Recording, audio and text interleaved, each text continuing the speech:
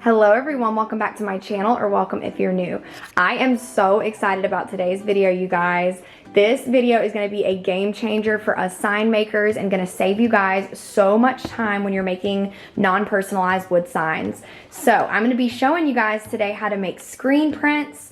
And if you don't know what a screen print is, it's basically something that you build and you make, and I'm going to show you all that today. You put one stencil on it and you're able to use that stencil over and over and over again for your wood sign. So you can make, like I make all these signs in less than a few minutes, you guys. I'm not even kidding. You can just make them over and over and over again, and it saves you so much time when it comes to, like I said, your non-personalized wood signs. I know you'll have to do a different method if you're going to do personalized stuff, but this will save you time, like if you're doing craft shows, if you're making signs in bulk for holidays, for example, Christmas.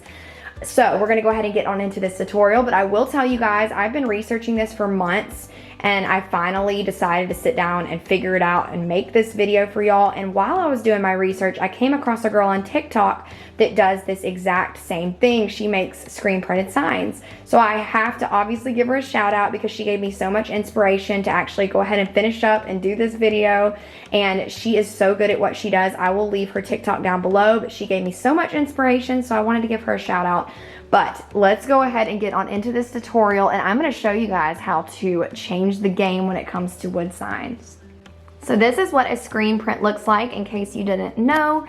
This is what the front looks like, and this is what the back looks like. So it's made out of 1x2s. These are wet, so ignore the wetness of them. I just cleaned them, but we're gonna make this together. All you need is some 1x2s, some screen print mesh, vinyl, and a staple gun, and you can make the same thing, and they're easy to store. You just can stack them up, make different sizes, and get the designs you want picked out, and you're good to go. So let's go ahead and get on into this tutorial, and I'll show you exactly how to make these. Okay, so I wanted to go ahead and first get started by just telling you guys what you'll need for your screen print portion of this video. So just go ahead and make sure that you have these items. I will link everything down below, the exact ones I got and everything like that, so you'll be able to have everything checked off your list. But I did get a 3-pack of these scrapers. I guess they're called screen print scrapers. This is the larger size one, but you'll need one of these. You'll need some kind of knife or putty knife to be able to spread your ink down on. I didn't have a putty knife on hand, so I'm just using a regular knife. Then for the ink, you're gonna need a special ink called Speedball Screen Printing Ink. And I got the acrylic. They have fabric and then they have the acrylic paint. I use the acrylic because it says that one's for wood and glass and different things like that. So that is what I got for this one. You're gonna need a staple gun, some kind of heavy duty staple gun, and then some staples. I just got 5/16, but you're gonna need something that's gonna fit into a 1x2 frame. So that's just what I had, and that's what I'm using. And then you're gonna need screen print mesh. This is 180M. As you can see, it's a very fine mesh that has little tiny holes in it so that your paint can go through the screen. So that is what you'll need. I got a huge roll of it on Amazon. I think it was like $15, $16, but it looks like I can make quite a bit of screens on it. I will update you guys once I find out exactly how much, but you'll need some of this. And then you'll need some kind of blade or X-Acto knife to be able to cut your screen once you have your staples in. So this is what you're going to need, like I said, for the screen print portion, and then we're going to get into the woodworking stuff in a second. But this is the bulk of what you'll need, and I will link, like I said, everything that I use down below so you guys can make sure to check everything off your list. But this is what you'll need.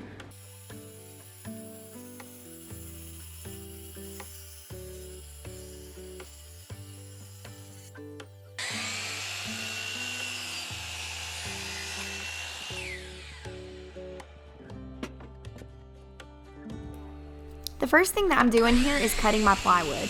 This is blonde wood 1/2 inch from Lowe's, and these are going to be 12x24 signs. I went ahead and just made a bunch of them. You can make any size sign or use any wood you want for this.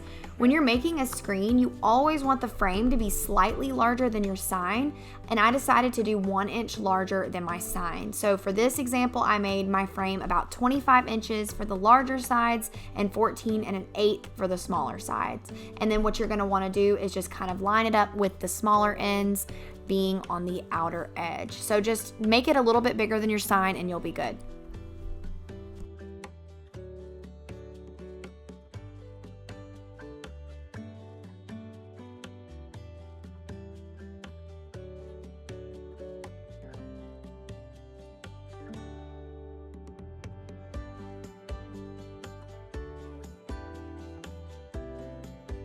All right, once you bring your frame inside, you're gonna wanna tack this down with some nails. I'm just using 1.5 inch nails with my brad nailer, and you're gonna tack down about 2 per side and just do all 4 corners.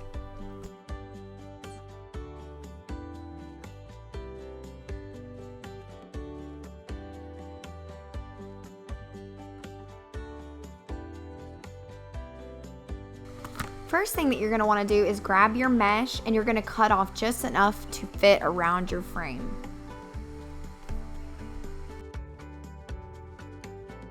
Now take your staple gun and tack down a staple down on each of the 4 corners.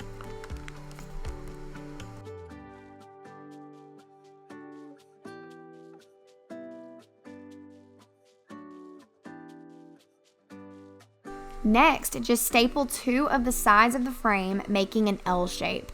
Not to worry about tightening anything just yet.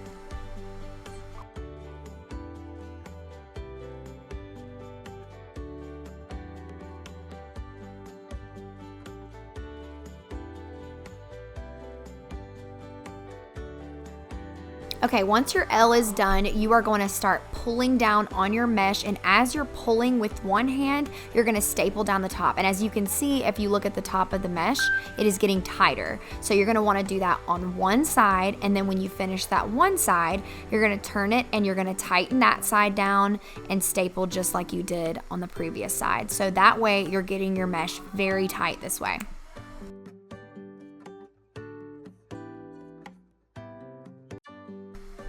And as you can see, once you finish up, everything is going to look nice and tight, and this is how it should look. Just barely any to give.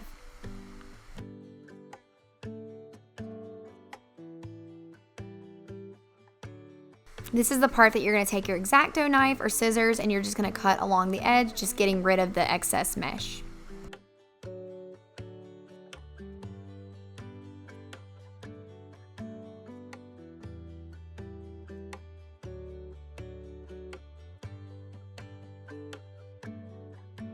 Okay, so the next thing you're gonna wanna do is get a sheet of Oracle 651 vinyl, and you're gonna wanna make a stencil out of it. So this is just a regular way that you would make wood signs. You just cut out your vinyl, weed it, and put transfer tape on the top. The next thing you're gonna wanna do is just make sure it comes off of the backing paper. And then once you get to the end of the, vinyl, a trick that I saw is you take your scissors and just cut off the very edge of the paper. That way you're left with a little bit of vinyl on the edge so that when you line it up, you're able to stick the side down and get it really straight. So that's what I did. Another thing you're gonna wanna do is put something underneath your screen. I put just a box that I got in the mail. That way when you squeegee down, you have something to kind of be able to do that without, tearing a hole in your screen or something like that. So the next thing you're gonna wanna do is just take your scraper and just make sure you're adhering down as best as possible, getting out all bubbles, because you definitely don't want any bubbles in your screen. It kind of would mess the whole thing up. So just make sure you just adhere this as best as you can. Just squeegee, squeegee, squeegee. And then once you're done with that, you're gonna take your transfer tape and just slowly peel it back, leaving no bubbles.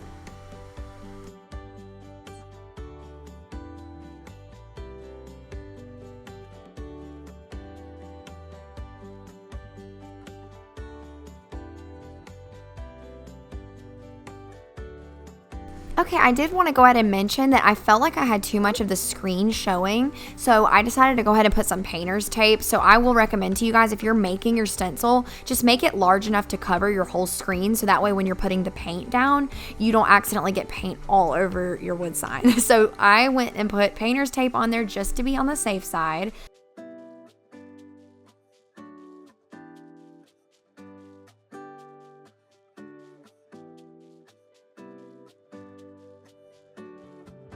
Next, you're going to go ahead and take your speedball ink with your knife or your putty knife, and you're just going to put a little bit of ink on the top. Now, you think that you'll need to put a lot, but honestly, this ink has really good coverage and it covers really well, and you don't need a whole lot of it, so I even probably put too much. But you're just going to line it up across the very top of your frame and just make sure that you get the full width of your sign.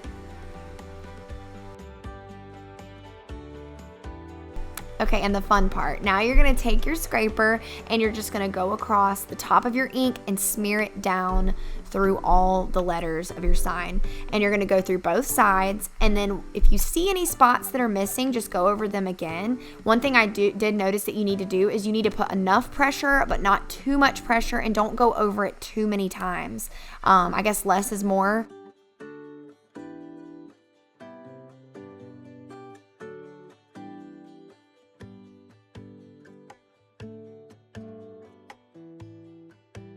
Once you're happy with it, you're just gonna pick it up really quickly, and there is your completed sign. And I did find that if you have spots that need to be touched up, this ink, like I said, is very movable, I guess is the right word. So if you just take your little vinyl squeegee, you can touch it up very easily.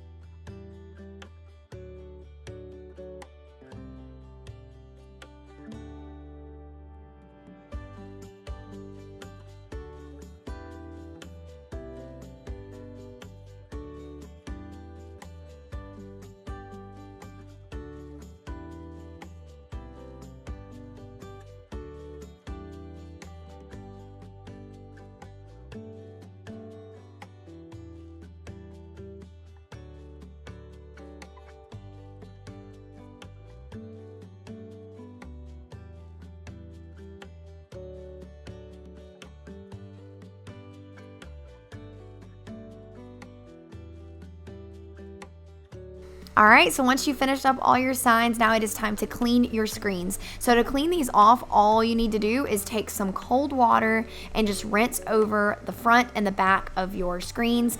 I just took like a paper towel and just kind of scrubbed it a little bit very lightly, and then just rinse it off with cold water. Just don't use hot water, use cold water only, and just rinse those off, and then just let them air dry, and you have a clean screen that you can use over and over and over again. All right, everybody, so here is the final results of the screen printed signs. I am absolutely obsessed. I will tell you guys, I did have to touch up a couple spots on a few of these signs just because I wasn't applying enough pressure when I was putting the paint on, because I was kind of scared to put too much pressure down. But I'm sure that with more practice, it'll get better and easier. So I cannot believe this though. One screen print and you can make as many signs as you want. I just wanted to just practice on a couple since, like I said, this was the very first time. But think about it, if you have like a craft show or you're wanting to just make bulk signs, this is a game changer for us sign makers. I cannot believe it actually worked. So what I'm gonna do now is let it just sit and cure. This paint is a lot wetter, so I'm just gonna let it cure. And then I haven't really decided yet what I'm gonna apply to these signs after. Maybe some spray polyacrylic. I'm kind of scared to just like apply it with a brush because I don't know if it'll smear, but I'm definitely gonna let it cure for at least 24 hours before I do anything to these signs, and then I can make my frames. But I cannot believe it. How cool is that? Thank you guys so much for watching this video. I hope that you learned something today. If you enjoyed this video, give it a thumbs up and subscribe if you haven't already. A lot more tutorials and things coming soon.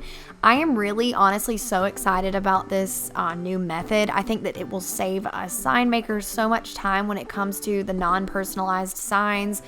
We can just knock out so many signs so fast and don't have to go and cut and weed and apply transfer tape to a whole bunch of different stencils. So this is awesome. So are you guys gonna try it out? Let me know down in the comments if you plan on doing this as well. And remember that I have linked everything in the description box below that you'll need for this project. And I guess I'll see y'all in the next one. Thanks for watching. Bye.